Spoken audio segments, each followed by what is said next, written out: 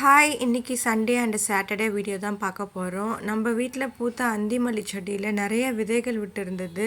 எல்லா விதைகளுமே கலெக்ட் பண்ணி எடுத்து வச்சுட்டேன். இப்போ என்கிட்ட ஒரு 20, 25 விதைகள் இருக்கும். இந்த கலர் வந்து ஆரஞ்சு.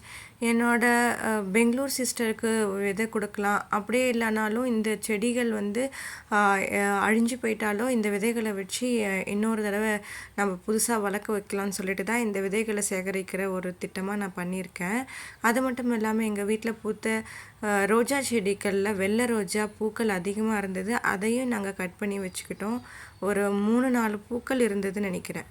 ஐ திங்க் அதையும் கட் பண்ணிக்கிட்டோம். பாருங்கள், இந்த செடியை வாங்கிட்டு வந்தது ஒரு 40 ரூபாய்க்கு தாங்க.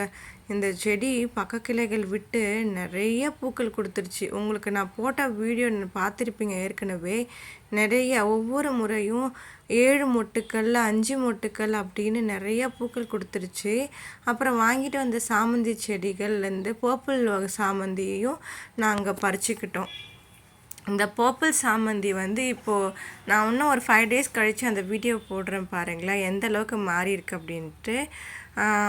இது தாங்க நாங்கள் தோட்டத்தில் பறித்த சனிக்கிழமை அன்னைக்கு பறித்த பூக்கள். அது மட்டும் இல்லாமல் சனிக்கிழமை மார்னிங்கே நாங்கள் மீன் வாங்குறதுக்காக போயிருந்தோம்.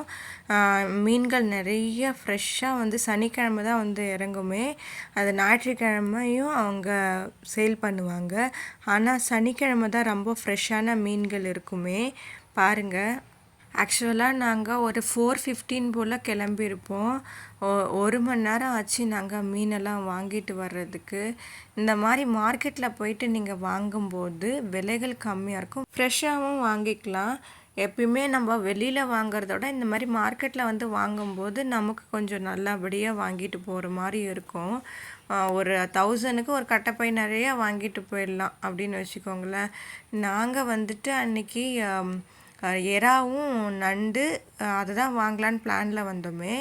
அப்புறம் எறாவும் என்னன்னு தெரியல, எல்லாத்தையும் ஞாயிற்றுக்கிழமைக்காக எடுத்து வச்சுட்டாங்களா என்னன்னு தெரியல.